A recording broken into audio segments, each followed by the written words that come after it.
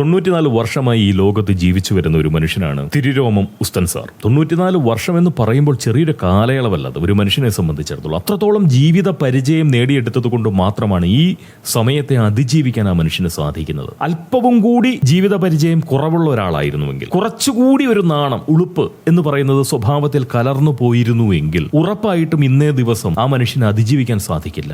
9 പതിറ്റാണ്ട് നീണ്ട ജീവിതം അദ്ദേഹത്തെ പലതും പഠിപ്പിച്ചു. എങ്ങനെയാണ് ഒരു പ്രശംസ ഏറിനെ, എങ്ങനെയാണ് ഒരു പുകഴ്ത്തല്ലിനെ അതിജീവിക്കേണ്ടത് എന്ന് പറയുന്ന ഒരു പഠനം, പരിശീലനം അദ്ദേഹം ഈ ജീവിതകാലം കൊണ്ട് നേടിയെടുത്തു. പിന്നെ സഹജമായിട്ടുള്ള ആ ഒരു ഉളുപ്പില്ലായ്മയിൽ അധിഷ്ഠിതമായിട്ടുള്ള സ്വഭാവ സവിശേഷതകൾ കൂടി ചേർന്നതുകൊണ്ട് ഇന്നേ ദിവസം ഇഹലോകത്ത് ജീവിക്കാൻ അദ്ദേഹത്തിന് സാധിച്ചു. കാരണം നാടിന്റെ നാനാഭാഗത്തു നിന്നും ആ നിലയിലുള്ള പ്രശംസയാണ്, പുകഴ്ത്തലാണ്. ആദരിച്ച് അവശനാക്കുന്ന നിലയിൽ, നിലംപരിശാക്കുന്ന നിലയിൽ ബഹുമാനിച്ചുകൊണ്ട് നാട്ടുകാരെ ഇളകിയിരിക്കുകയാണ്. എന്താ കാര്യം? നിമിഷപ്രിയയെ അല്ലെങ്കിൽ നിമിഷപ്രിയയ്ക്ക് ഒരു ദിവസവും കൂടി ആയുസ് നീട്ടിക്കൊടുത്തു തിരുരോമം ഉസ്തൻ സാർ. ചെറിയ കാര്യമല്ല. ഒരു മനുഷ്യന്റെ ജീവിതം എന്ന് പറയുന്നത് അതിൻ്റെ ഒരുപക്ഷെ ദൈവത്തിന് പോലും സാധിക്കില്ലാത്തൊരു കാര്യമാണ് ഒരു മനുഷ്യന്റെ. കാരണം അത് കാലന്റെ പരിധിയിൽ വരുന്നതാണ്. പ്രോട്ടോകോൾ അനുസരിച്ചുകൊണ്ട് ഒരു കാരണവശാലും ഒരു മനുഷ്യന്റെ മരണകാര്യത്തിൽ ദൈവത്തിന് ഇടപെടാൻ അവകാശമില്ല. വകുപ്പ് മാറിപ്പോവും.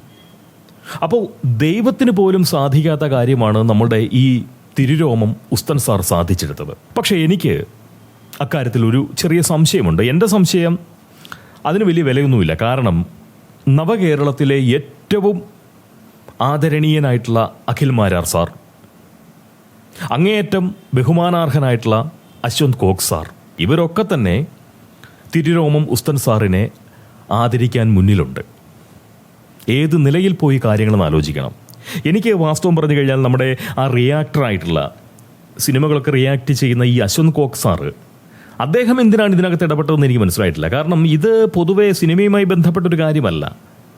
അദ്ദേഹത്തിൻ്റെതായിട്ടുള്ള ഒരു വിശകലനം ഇവിടെ സംഭവിക്കാൻ മാത്രമുള്ളതൊന്നും സംഭവിച്ചില്ല. നിമിഷപ്രിയ എന്ന് പറയുന്ന ഒരു സിനിമയല്ലല്ലോ. അതുപോട്ടെ, അതെന്തോ ആവട്ടെ, ഒരു പൗരൻ എന്ന നിലയിൽ അദ്ദേഹത്തിന് ഈ ഒരു കാര്യത്തോട് പൊതുവേ സാമൂഹ്യ കാര്യങ്ങളിൽ അത്രയൊന്നും അഭിപ്രായം പറയുന്ന ഒരു വ്യക്തിയല്ല. ഒരുപക്ഷെ നമ്മുടെ PR മേഖല അത്രത്തോളം ശക്തമായതുകൊണ്ടായിരിക്കും സമൂഹത്തിൽ ആദരണീയരായിട്ടുള്ള ബഹുമാനീയരായിട്ടുള്ള സകലരെ കൊണ്ടും ഈ തിരുരോമം ഉസ്തൻ സാറിനെ ആദരിച്ച് അവശനാക്കാൻ ഇവരെയൊക്കെ ചുമതലപ്പെടുത്തിയൊന്നും അറിയില്ല വല്ല PR ഏജൻസിയും. എന്തായാലും ഇന്നലെ മുതൽ എല്ലാ നിലയിലുമുള്ള ആളുകൾ, എല്ലാ തരത്തിലുമുള്ള, എല്ലാ രംഗത്തുമുള്ള ആളുകൾ തീർച്ചയായിട്ടും കേരളീയ മാനവികതയുടെ പ്രതീകമായി തിരുരോമം ഉസ്തൻ സാറിനെ അവതരിപ്പിക്കുന്നുണ്ട്. പക്ഷെ എനിക്ക് ചെറിയ സംശയമുണ്ട്. കാരണം ഈ ഉസ്തൻ സാർ പറഞ്ഞാൽ അവർ കേൾക്കുമോ?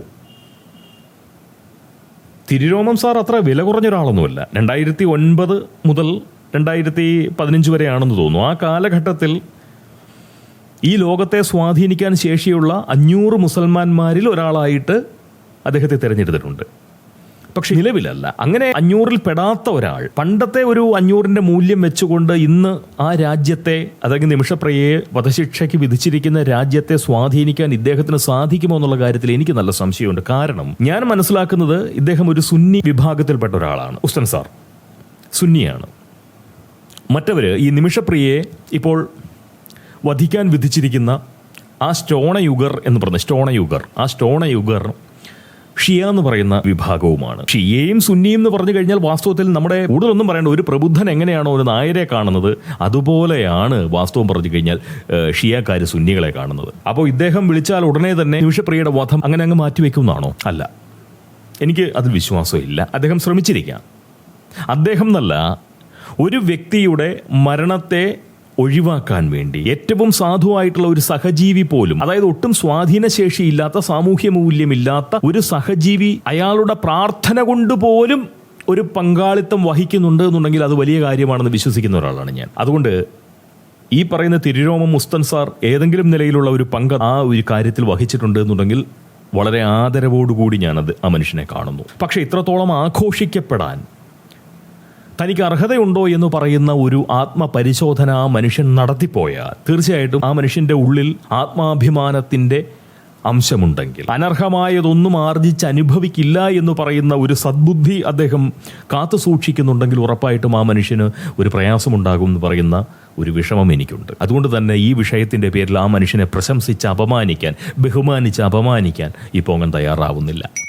അദ്ദേഹത്തിന്റെ മതത്തൊപ്പിയോ മതത്താടിയോ മതശരീരമോ മതഭാഷണമോ ഒന്നും എന്നെ സംബന്ധിച്ചിടത്തോളം പ്രയാസമുള്ളൊരു കാര്യമല്ല. ഞാൻ അതിനെ അംഗീകരിക്കുന്നു. അദ്ദേഹത്തിൻ്റെ വിശ്വാസത്തെ ഞാൻ മാനിക്കുന്നു. ഈ പോങ്ങനൊരു മനുഷ്യനെ മനസ്സിലാക്കുന്നത് അദ്ദേഹത്തിൻ്റെ മതത്തിലൂടെയോ ജാതിയിലൂടെയോ സമ്പത്തിലൂടെയോ രാഷ്ട്രീയത്തിലൂടെയോ നിറത്തിലൂടെയോ ലിംഗത്തിലൂടെയോ അങ്ങനെയൊന്നുമല്ല. ഞാനൊരു മനുഷ്യനെ മനസ്സിലാക്കുന്നത് അയാളുടെ മനോഭാവത്തിലൂടെയാണ്. അയാൾ എന്താണ് എന്ന അയാളുടെ മനോഭാവമാണ്. ആ മനോഭാവം മാത്രമാണ് അയാളെ വർണ്ണിക്കുന്നത്, അല്ലെങ്കിൽ അയാളെ വിവരിക്കുന്നത്, അയാളെ വ്യാഖ്യാനിക്കുന്നത്. അയാളെ സമൂഹത്തിന് പരിചയപ്പെടുത്തുന്നത് അയാളുടെ മനോഭാവമാണ്. എങ്ങനെയുള്ള മനുഷ്യനാണ് താനെന്നുള്ളത് അയാളുടെ മനോഭാവത്തിലൂടെ. ആ നിലയിൽ നോക്കുമ്പോൾ തീർച്ചയായിട്ടും എനിക്ക് ഈ തിരുരോമം ഉസ്താൻ സാറിനോട് വേണ്ടത്ര ഒരു മതിപ്പ് എനിക്കില്ല. അദ്ദേഹത്തിൻ്റെ പ്രായത്തെ മാനിക്കുന്നു, അദ്ദേഹത്തിൻ്റെ വിശ്വാസത്തെ മാനിക്കുന്നു, ആ മതത്തിലുള്ള അദ്ദേഹത്തിൻ്റെ ആ താല്പര്യത്തെ മാനിക്കുന്നു, എല്ലാം മാനിക്കുന്നു. പക്ഷെ അദ്ദേഹത്തിൻ്റെ മനോഭാവം എന്ന് പറയുന്നത്, ആ മനോഭാവത്തിന് കാരണമായത് മതമാണെങ്കിൽ കൂടി ഞാൻ ആ മതത്തെയും കുറ്റം പറയില്ല. കാരണം 94 വയസ്സുവരെ ജീവിച്ച ഒരു മനുഷ്യനാണ്. ഒരുപാട് ജീവിത പരിചയമുണ്ടായിട്ടും ജീവിതത്തിൻ്റെ ആദ്യകാലത്ത് മതം പഠിച്ചിറങ്ങുന്ന ഒരു കാലത്ത് ഒരു പക്ഷെ മതാസക്തി കാണുന്നതിൽ കുഴപ്പമൊന്നുമില്ല.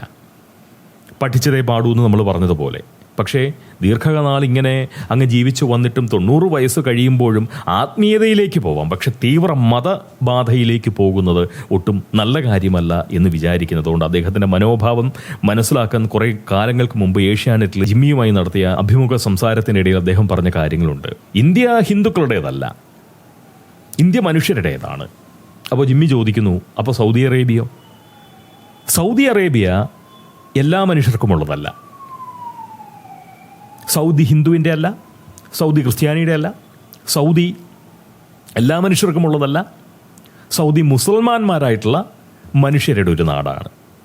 അപ്പോൾ മുസ്ലിമുകൾ എന്താണോ അവിടെ നിയമമാക്കി വെച്ചിരിക്കുന്നത് അത് മാനിക്കാൻ കഴിയുന്നവർ മാത്രം അവിടേക്ക് പോയി താമസിച്ചാൽ മതി. ഇതാണ് അദ്ദേഹം പറഞ്ഞ ഉത്തരം, അല്ലെങ്കിൽ അതാണ് അദ്ദേഹത്തിൻ്റെ മനോഭാവം. മനുഷ്യരെ ആ നിലയിൽ കണക്കാക്കാൻ കഴിയുന്ന ഒരു മനുഷ്യനെ മതേതരവാദിയായി ഞാൻ മനസ്സിലാക്കുന്നില്ല. പിന്നെ ഈ ഒരു കാര്യത്തിൽ അദ്ദേഹം നിർനാണം ഇതൊക്കെ ഏറ്റുവാങ്ങുന്നത് എന്തെന്ന് ചോദിച്ചു കഴിഞ്ഞാൽ, എത്ര പ്രതികൂലമായ സാഹചര്യത്തിൽ പോലും അനുകൂലമായ ഘടകങ്ങൾ കണ്ടെത്തി അവിടെയും തൻ്റെ പ്രസക്തി വർദ്ധിപ്പിക്കാനായി ആ സാഹചര്യത്തെ പോലും ഉപയോഗിക്കാനുള്ള അയാളുടെ കഴിവിനെയാണ്, അല്ലെങ്കിൽ അയാളെ വളർത്താൻ ആഗ്രഹിക്കുന്ന, ഇനിയും അദ്ദേഹത്തെ ഒരു ബിംബമാക്കി കൊണ്ടു നടക്കാൻ ആഗ്രഹിക്കുന്ന അദ്ദേഹത്തിൻ്റെ അനുയായികളുടെ PR പ്രവർത്തനത്തിൻ്റെ ഭാഗമായിട്ടാണ് ഈ പറയുന്ന ആഘോഷിക്കൽ അവിടെ നടന്നത് എന്ന് പറയുന്ന ഒരു വിശ്വാസമാണ് പോങ്ങൻ വെച്ച് പുലർത്തുന്നത്. അഖിൽമാരൊക്കെ മതേതര ഭാവിയാണ് താനെന്ന് പറയുന്ന ഒരു പ്രതീതി പരത്താൻ കഴിയുന്ന രീതിയിലാണ് അദ്ദേഹം ആദ്യം തന്നെ ഹിന്ദു സഹോദരിയെ രക്ഷിച്ചു എന്നുള്ളതാണ്. ഈ നിമിഷപ്രിയ ഹിന്ദു അല്ല എന്നറിഞ്ഞപ്പോൾ അദ്ദേഹം, അപ്പൊ എന്തുമാത്രം എങ്ങനെയാണ് ഇവരൊക്കെ ഇങ്ങനെയായി മാറുന്നത് എന്നുള്ളത് തീർച്ചയായിട്ടും ഈ നിമിഷപ്രിയയിലൂടെ സമൂഹം മനസ്സിലാക്കണമെന്നാണ് പോകാൻ പറയുന്നത്. ഈ നിമിഷപ്രിയ വിഷയത്തിലൂടെ സമൂഹം മനസ്സിലാക്കേണ്ടതുണ്ട് എത്ര പേരാണ്, എത്ര തന്ത്രപൂർവമാണ് അവരവരുടെ വില ഉയർത്തുന്നത്. ചിലർ കാന്തപുരത്തെ അനുകൂലിച്ചുകൊണ്ട് കുറിപ്പുകൾ എഴുതി സ്വയം മൂല്യം ഉണ്ടാക്കിയെടുക്കുന്നു. മറ്റു ചിലർ നിമിഷപ്രിയയെ വിമർശിച്ചുകൊണ്ട്, നിമിഷപ്രിയ വധാർഹയാണ്, എൻ്റെ നീതിബോധം അതാണ് പറയുന്നത്, അവൾ വധശിക്ഷ അർഹിക്കുന്നവളാണ്, അങ്ങനെ പറയുന്നവരെയും ഞാൻ കണ്ടു. ഞാനൊരു കാര്യം പറയട്ടെ, ആ സ്ത്രീ അവിടേക്ക് പോയത് ഈ മനുഷ്യനെ കൊല്ലാനാണോ? അല്ല.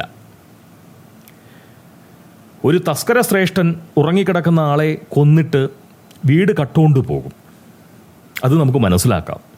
മോഷണ ശ്രമത്തിന്, അല്ലെങ്കിൽ ആ മോഷണ ത്വരയെ സംഘർഷരഹിതമാക്കാൻ, അതിലെ റിസ്ക് കുറയ്ക്കാൻ വീട്ടുടമയെ കൊന്ന് വീട് മോഷ്ടിച്ചുകൊണ്ട് പോവുക എന്ന് പറയുന്ന തന്ത്രം, അത് നമുക്ക് മനസ്സിലാക്കാം. എന്നാൽ അങ്ങനെ ഒരു കൊലയാണോ ഈ നിമിഷപ്രിയയിൽ നിന്ന് സംഭവിച്ചത്? അല്ല. ഒരാളെ കൊല്ലണമെങ്കിൽ, അങ്ങനെ ആലോചിക്കണമെങ്കിൽ, അത് നടപ്പിലാക്കണമെങ്കിൽ അത് വെറും പണം തട്ടിപ്പിന് വേണ്ടിയാണോ? അത്രമാത്രം അനുഭവിച്ചിട്ടാവും. അവരനുഭവിച്ച, എനിക്കറിയില്ല എന്തൊക്കെയാണെന്ന്, ഞാൻ ഊഹിക്കുകയാണ്, സങ്കല്പിക്കുകയാണ്. അതുകൊണ്ട് നിങ്ങൾ മുഖവിലേക്ക് എടുക്കണ്ട ഈ സംസാരത്തെ, വൈകാരികമായി മാത്രം മനസ്സിലാക്കിയാൽ മതി. നിമിഷപ്രിയ അനുഭവിച്ച കുറേ ബുദ്ധിമുട്ടുകളുണ്ടാവും. അവർക്ക് ഒരു പക്ഷേ ഇതല്ലാതെ മറ്റൊരു വഴിയില്ല എന്ന് തന്നെ കൂട്ടിക്കോളൂ. അവർ തെറ്റ് ചെയ്തു പോയി, ആയിക്കോട്ടെ, അതിന് ശിക്ഷ, വധശിക്ഷ കൊടുത്തോട്ടെ, അത് ആ രാജ്യത്തിൻ്റെ പരിപാടിയായിരിക്കാം. പക്ഷേ നമ്മളിവിടെ വധശിക്ഷയ്ക്കൊക്കെ വിധിക്കാറുണ്ട്. അങ്ങനെ അപൂർവത്തിൽ അത്യപൂർവം എന്ന് പറയുന്ന കാര്യങ്ങളിൽ മാത്രമേ വധശിക്ഷ കൊടുക്കാറുള്ളൂ. കൊടുത്താൽ തന്നെ അത് നടപ്പിലാക്കാറുമില്ല. അങ്ങനെ ഒരു നാട്ടിലാണ് നമ്മൾ കഴിഞ്ഞുകൊണ്ടിരിക്കുന്നത്. ഗോവിന്ദസ്വാമിയൊക്കെ എന്ത് സുന്ദരനായി മാറിയിരിക്കുന്നു. നമ്മൾ എത്രമാത്രം തീറ്റിപ്പോറ്റുന്നുണ്ട്. ഈ നീതിബോധമുള്ള ആളുകൾ ഇത്തരം കാര്യങ്ങളൊന്നും കാണുന്നില്ല. എന്തായാലും നമ്മളുടെ ഒരു സഹോദരി അവിടെ പോയി, അവരൊരുപാട് അനുഭവിച്ചു. അവരുടെ ആ ദുരനുഭവങ്ങളുടെ ഒരു അനന്തരഫലം എന്ന രീതിയിൽ അവർ ഒരു കൊലപാതകയായി. സ്റ്റോണ യുഗത്തിലുള്ള ആളുകൾ കല്ലെറിഞ്ഞും മറ്റുമൊക്കെ ആയിരിക്കുമല്ലോ ഇത്തരം നടപ്പിലാക്കൽ നടത്തുന്നത്. കല്ലെറിഞ്ഞോ തലവിട്ടിയോ അതുപോലൊക്കെ ആയിരിക്കും ഇല്ലാതാക്കുന്നത്. അത്രയും ഒരു ക്രൂരതയ്ക്ക് വിട്ടുകൊടുക്കാൻ ഒരു മനുഷ്യൻ്റെ പറ്റിയത് പറ്റി. ഞാൻ ന്യായീകരിക്കുകയല്ല, ഞാൻ ഒരു കൊലയും ന്യായീകരിക്കുകയല്ല ചെയ്യുന്നത്. പക്ഷേ നമ്മളുടെ നീതിബോധം മറ്റൊരു കൊലയിലൂടെ മാത്രം അതിനെ ശരിവെക്കുന്നതാണ് നമ്മുടെ നീതിബോധമെങ്കിൽ തീർച്ചയായിട്ടും അത് ന്യായബുദ്ധിയല്ല എന്നുള്ളൊരു വിചാരമാണ് എനിക്കുള്ളത്. അതുകൊണ്ട് അങ്ങനെ പറയുന്നവരെയും ഞാൻ അംഗീകരിക്കില്ല. ഒരു വ്യക്തിക്ക് എന്തെങ്കിലും പാകപ്പിഴയുണ്ട് എന്നുണ്ടെങ്കിൽ ആ മനുഷ്യൻ്റെ തെറ്റുകൾ തിരുത്തി ആ മനുഷ്യനെ സമൂഹത്തിന് ഉതകുന്ന നിലയിൽ ഉപയോഗിക്കാൻ കഴിയുന്ന രീതിയിലേക്ക് പാകപ്പെടുത്തി പരുവപ്പെടുത്തി ഒരു കുറ്റത്തിൽ നിന്ന് തീർച്ചയായിട്ടും ഒരു ശരിയിലേക്ക് നടത്തിക്കാനുള്ള പരിശ്രമമാണ് പരിഷ്കൃത സമൂഹം കാണിക്കേണ്ടതെന്ന് പറയുന്ന ഒരു ബോധം എനിക്കുണ്ട് ഇത്തരം കാര്യങ്ങളിൽ. അതല്ല ഇപ്പോൾ നമ്മൾ മതത്തിൻ്റെ പേരിലോ അതല്ലെങ്കിൽ മറ്റേതെങ്കിലും രീതിയിൽ മനോരോഗത്തിൻ്റെ പേരിലോ ഒക്കെ ഇങ്ങനെ ആളുകളെ ഇല്ലാതാക്കുന്ന ഒരു രോഗാവസ്ഥ ഒരു മനുഷ്യനിലുണ്ട് എന്നുണ്ടെങ്കിൽ തീർച്ചയായിട്ടും അവർക്ക് ദയാവധം നൽകണം. അവരെ ശിക്ഷയായിട്ട് പോലുമല്ല കൊല്ലേണ്ടത്, ഇല്ലാതാക്കണം. പക്ഷെ അത് ദയാവധമായിരിക്കണം, വേദനിപ്പിക്കാതെ അവരെ ഈ ലോകത്ത് നിന്ന് അങ്ങ് പറഞ്ഞു വിട്ടേക്കണം.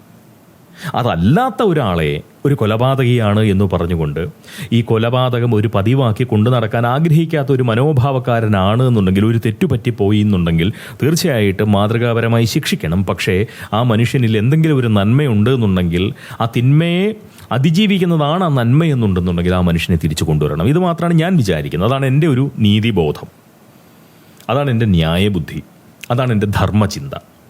അപ്പോൾ അതുകൊണ്ട് അവരെ രക്ഷിച്ചെടുക്കാൻ സാധ്യമാകുന്ന ഏത് കാര്യവും അതൊരു ചെറിയ പ്രാർത്ഥന, ഒരു മനുഷ്യൻ്റെ സാധാരണ മനുഷ്യൻ്റെ ഒരു ചെറിയ പ്രാർത്ഥന മുതൽ ഈ പറയുന്ന തിരുരോമം ഉസ്താൻ സാറിൻ്റെ സ്വാധീനശേഷി വരെയും ഉപയോഗിക്കുന്നതിൽ തെറ്റില്ല ഒരു മനുഷ്യൻ്റെ ജീവൻ രക്ഷിച്ചെടുക്കാൻ. പക്ഷേ അതിനെപ്പോലും ഒരു PR-ൻ്റെ ഭാഗമാക്കി ഈ നിമിഷയുടെ ജീവിതഗതിയെ ഉപയോഗിക്കാൻ നിൽക്കുക എന്ന് പറയുന്നത് മോശപ്പെട്ട കാര്യമാണെന്നാണ് പൊങ്ങൻ പറഞ്ഞത്. അതുകൊണ്ട് നിമിഷപ്രിയയ്ക്ക് തീർച്ചയായിട്ടും ഒരു നല്ല ജീവിതത്തിലേക്ക് മടങ്ങി വരാൻ സാധിക്കുമെങ്കിൽ അത് സാധ്യമാകുന്നതെല്ലാം നമ്മുടെ രാജ്യം ചെയ്തു കൊടുക്കണം.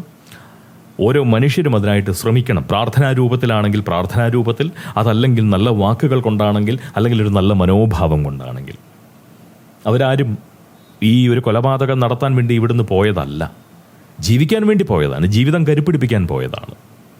അങ്ങനെ ജീവിതം കരുപ്പിടിപ്പിക്കാൻ പോകുന്ന ഒരാൾക്ക് പലപ്പോഴും സ്വന്തക്കാരെടുത്തില്ല, വേണ്ടപ്പെട്ടവരെല്ലാവരും അടുത്തില്ല, പലതരം മാനസികാവസ്ഥയുണ്ട്, അതിജീവന പ്രതിസന്ധികൾ അവർ അനുഭവിക്കുന്നുണ്ടാവും, പലതരത്തിലുള്ള പ്രശ്നങ്ങളുണ്ടാവും. അതിനിടയിൽ ചതി, വഞ്ചന അല്ലെങ്കിൽ അങ്ങനെയുള്ള ഒരു അവസ്ഥകളിലൂടെയൊക്കെ അവർ കടന്നു പോകുമ്പോൾ സ്വാഭാവികമായിട്ടും മറ്റൊരു മാർഗവും അവരുടെ മുന്നിൽ തെളിഞ്ഞു വരുന്നില്ല എന്നുണ്ടെങ്കിൽ അവർ ഹിംസയുടെ വഴിയെ സഞ്ചരിച്ചു എന്ന് വരും.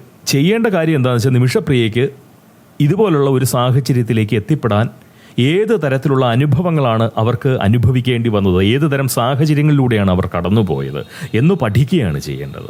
ഓരോ കൊലപാതകവും ശിക്ഷ കൊണ്ട് മാത്രമല്ല പരിഹരിക്കേണ്ടത്, ശിക്ഷ കൊണ്ട് തിരുത്താൻ പറ്റില്ല. ശരിക്കും ഓരോ കൊലപാതകവും അതെന്തുകൊണ്ട് സംഭവിച്ചു എന്ന് പറയുന്ന പഠനം, മനഃശാസ്ത്ര പഠനം, അതിൻ്റെ ജീവിത സാഹചര്യങ്ങളിലൂടെയുള്ള ഒരു പരതൽ, ഇതൊക്കെ നടത്തി കൃത്യമായി കാരണങ്ങൾ കണ്ടെത്തി അത്തരം കാരണങ്ങൾ പിന്നീട് ആവർത്തിക്കാതിരിക്കാൻ കഴിയുന്ന തരത്തിലുള്ള മനോഭാവം മനുഷ്യരിൽ വളർത്തിയെടുക്കാൻ വേണ്ടുന്ന പ്രവർത്തനങ്ങളൊക്കെയാണ് ശരിക്കും പറഞ്ഞാൽ നടത്തേണ്ടത്. വലിയ കാര്യമാണെന്ന് തോന്നുന്നു ഞാൻ ഈ പറഞ്ഞുകൊണ്ടിരിക്കുന്നത്. തൽക്കാലം നിർത്തുകയാണ്, കൂടുതൽ സംസാരത്തിനൊന്നും നിൽക്കുന്നില്ല. എന്തായാലും 94 വയസ്സുള്ള ഒരു മനുഷ്യനെയാണ് നിങ്ങളിങ്ങനെ പ്രശംസിച്ച് പുകഴ്ത്തി ആ മനുഷ്യനെ അവശനാക്കരുത്, ബഹുമാനിച്ച് അപമാനിക്കരുത്, ആദരിച്ച് അവശനാക്കരുതെന്ന് പറഞ്ഞതുപോലെ തന്നെയാണ് ബഹുമാനിച്ച് നിലംബരിച്ചാക്കുകയും ചെയ്യരുത്, തകർക്കരുത്. ജീവിച്ചു പോട്ടെ, ഇത്രയും കാലം അദ്ദേഹം കഴിഞ്ഞു, ചെറിയ കാര്യമൊന്നുമല്ല. ഒരു രോമം കൊണ്ട് പോലും അദ്ദേഹം ഈ ലോകത്തെ സ്വാധീനിക്കാൻ കഴിയുന്ന തരത്തിലേക്ക് വളരാൻ, തൻ്റെ വ്യക്തിപ്രഭാവത്തെ വളർത്താൻ അദ്ദേഹത്തിന് സാധിച്ചു എന്ന് പറഞ്ഞാൽ തീർച്ചയായിട്ടും അത് ചെറിയ കാര്യമല്ല. എത്രയോ രോമം എൻ്റെത് കൊഴിഞ്ഞു പോകുന്നു. ഒരു രോമം കൊണ്ട് പോലും എനിക്ക് എൻ്റെ ജീവിതത്തെ കരുപ്പിടിപ്പിക്കാൻ പറ്റിയിട്ടില്ല. നിമിഷപ്രിയയ്ക്ക് ജീവനുള്ള ശരീരവുമായി തന്നെ നമ്മുടെ നാട്ടിലേക്ക് മടങ്ങി വരാൻ സാധിക്കട്ടെ എന്നു പറയുന്ന ഒരു ചിന്ത പങ്കുവെച്ചുകൊണ്ട്, ആഗ്രഹം പങ്കുവെച്ചുകൊണ്ട്, അതിനായി ആശംസിച്ചുകൊണ്ട് പോവൻ ഈ സംസാരം ഇവിടെ നിർത്തുന്നു. സന്തോഷം.